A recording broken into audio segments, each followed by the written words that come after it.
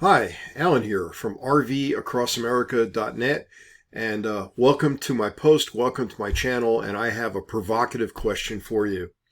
Have you ever thought of your RV camper, as a key part or a core to you and your family's survival in the event of an emergency?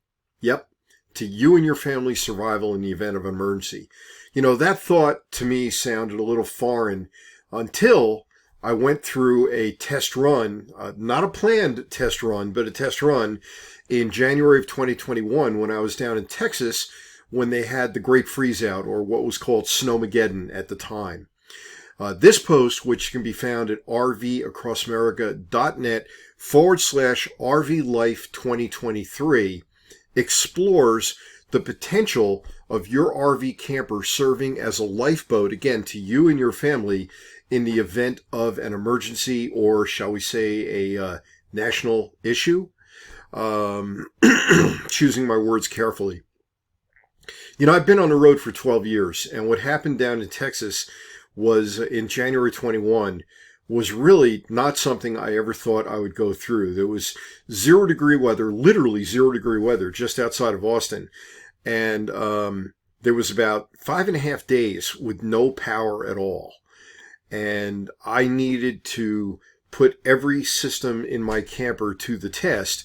And it did pretty well. It showed me that I had made some good decisions, even if they were inadvertent good decisions. And I get into great detail on this in the post at rvacrossAmerica.net/RV Life 2023. I call it that because that may be the nature of RV life in 2023. I don't know.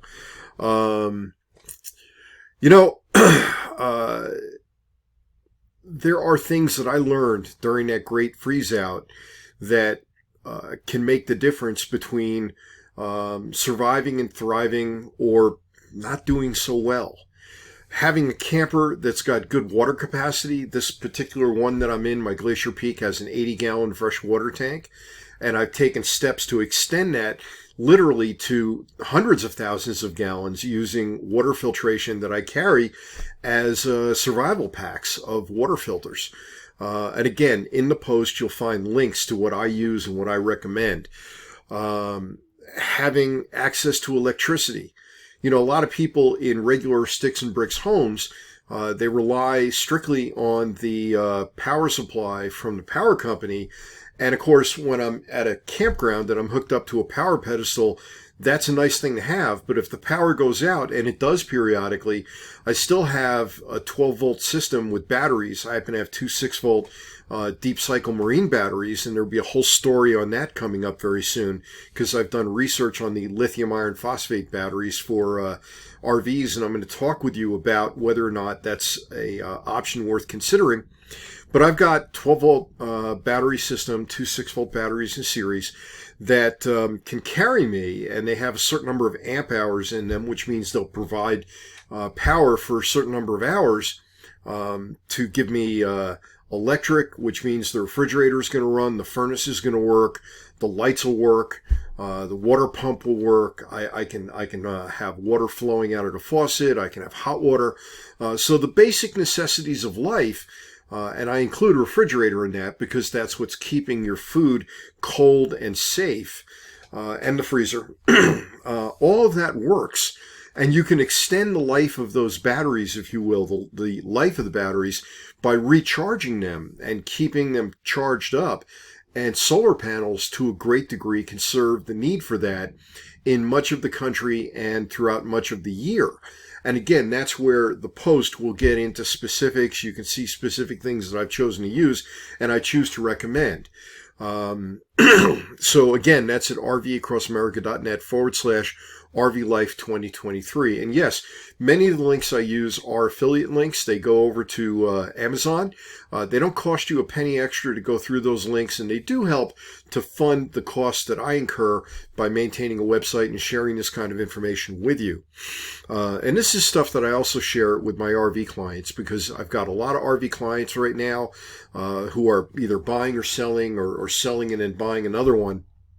And so the RV concierge business is going gangbusters. feel free to reach out to me if that's of interest to you. I've been looking lately into quite a bit as to where to get food, and I've started to grow my own food. I've bought a couple of AeroGardens, and I've got a couple photos on the post to show you how the AeroGardens are doing and what AeroGarden I've chosen to invest in very recently that has more than doubled my capacity for growing high quality food. I also dive into financial reserves, talking about Federal Reserve notes, that's US dollars, and what the situation is as far as I see it with the banks and the recent spate of bank failures. I don't get into great detail. I'm not going to go into conspiracy theories, but I will tell you what I'm doing to protect myself and what alternatives to the Federal Reserve note I've chosen to move towards, and what I'm doing with the banks that I still do business with, and how I've made sure that I can move money very quickly from place to place. The post also includes information about meds, where to get them, a company that will actually pre-prescribe antibiotics for you so that you can have them on hand in the event that you can't get them. And again, I put all this into the post because this post would be an hour long if I tried getting into those details, and then I'd have to say links below in below the video. Well, rather than doing that, I'd rather put it at rvacrossamerica.net/RVLife 2023.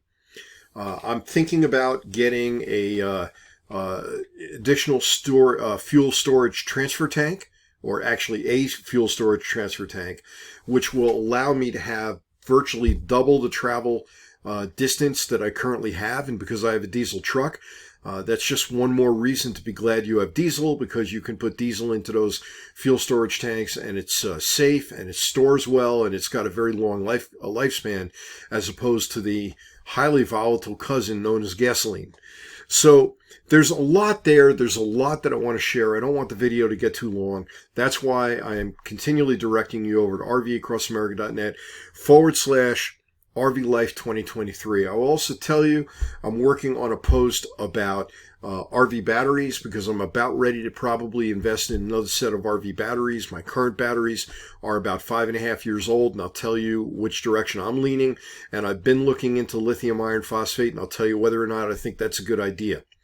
I'm going to be talking about the AeroGardens in greater detail. I've got them, and I'm going to show them off. I've made some changes to the interior of my camper, and I'll show off what I did and how you could do it yourself, and why you might want to think about doing it, the advantage of doing it, and then a whole other host of things. I just took another trip over to Jackson, went up and over the mountains, and even though it was early May, there's still a ton of snow out there. There are a lot of ski areas still spinning the lifts. I kind of have the itch to go again, and Solitude, and I think even Brighton and Snowbird are still spinning the lifts, so I may drive a few hours down to the Salt Lake Valley and get a couple days of skiing in. Still not sure about that. Memorial Day's coming up. Maybe that's a good time to do it. Used to go to the beach on Memorial Day. Now I'm thinking of skiing. Who knew? Got my first day of kayaking in, and I've got a little bit of video from that. And that'll be, again, in a post coming up. So I've got a whole lot of stuff that I want to share with you. But it's also a time of year where I like to get outside, and I'm doing a lot of biking almost every day, except not now that we're back into late winter. Hopefully we can get back into spring and summer soon. I think that's probably about a week away. Anyway, enough ratchet jawing on my part. This is serious stuff. What I share with you in the post is going to give you a lot of tips and a lot of tricks and a lot of ideas, hopefully, on food storage, on keeping your camper charged, on the importance of choosing the right camper in the first place to make sure that it's got the capabilities that you need it to have in order to use it as a survival or a bug-out vehicle. So, I'm Alan Sills. This is rvacrossamerica.net, and the post is at rvacrossamerica.net/RVLife 2023, and that's because it's all about RV life in 2023. Thank you. Have a good day.